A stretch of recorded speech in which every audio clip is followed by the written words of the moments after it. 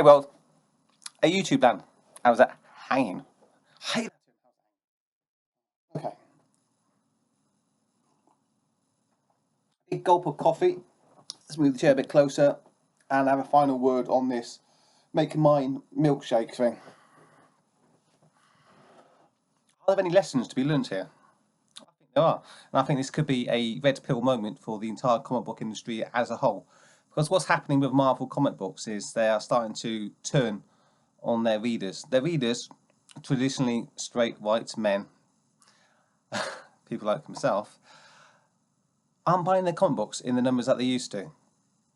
Marvel comic books has turned itself into basically a wing of the Democratic Party in America, and they're very angry because their main woman, Hillary Clinton, didn't get in. All that money from Saudi Arabia didn't quite do it for her, you know. All those progressive brokers just didn't quite cut the mustard.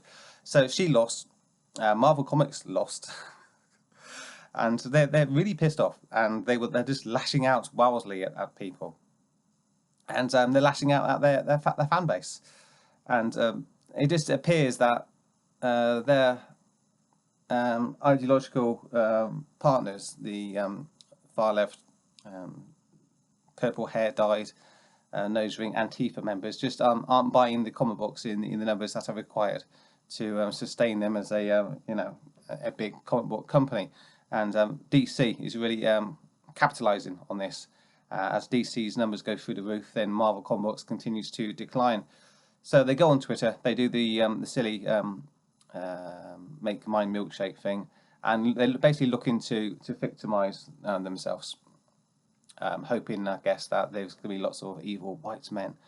I said, "Oh, I hate you because you are a woman and you work for Marvel." I don't think it really works like that. I haven't met any men who just hate women because they're women. It's not really a thing.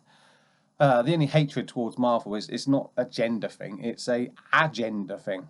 We're starting to get really fed up with the Democratic Party stuff, and we're really getting fed up with the identity politics stuff. Because when you break identity politics down, all it really is an attack on straight white men and Christianity, of course. They hate Christianity more than anything else. No problems with Islam, which is very tolerant, but Christianity, they're really going to go after that. So yeah, the readers are starting to get really pissed off because what it looks like is what it actually is. It's Marvel comic books starting to attack its own readers with the girls that it's hired as its sub-editors. Doing what girls do, really. Going onto the internet, creating drama, pretending to be victims, and then inviting the white knights to come in, which is a natural thing, that men naturally protect women. And that's what's happening right now with the make mine milkshake thing. The people who are coming to defend these girls, they don't need defending because there's no great attack against them, you know. Yeah, the people coming to defend them, to defend their honour, milady, just kind of looking a bit pathetic. And the thing that always makes me laugh is that the white knighting guys who come to the aid of these damsels are the very kind of man that these women have no respect for whatsoever. There is a reason why that book with Christian Grey, what's called Shades of Grey, whatever. Why was that a bestseller? How did he treat his girl? Was he white knighting for her, or did he tie her up in all sorts of weird sadomasochistic bondage stuff? You know, women are strange. What they say, one thing they want, but what they actually want is something else. What gets them going is the bad guy. We all know this. Well, men who've actually experienced women know this, but the white knights apparently are still a bit clueless about this. They still think they want the milady types, which is the exact opposite of what they actually want.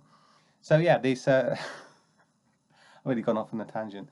This make mine milkshake thing with Marvel comic books then could be a red pill moment for readers who are just hovering around the comic book scene and wondering what's going on. Why are Marvel comic books not as good as they used to be?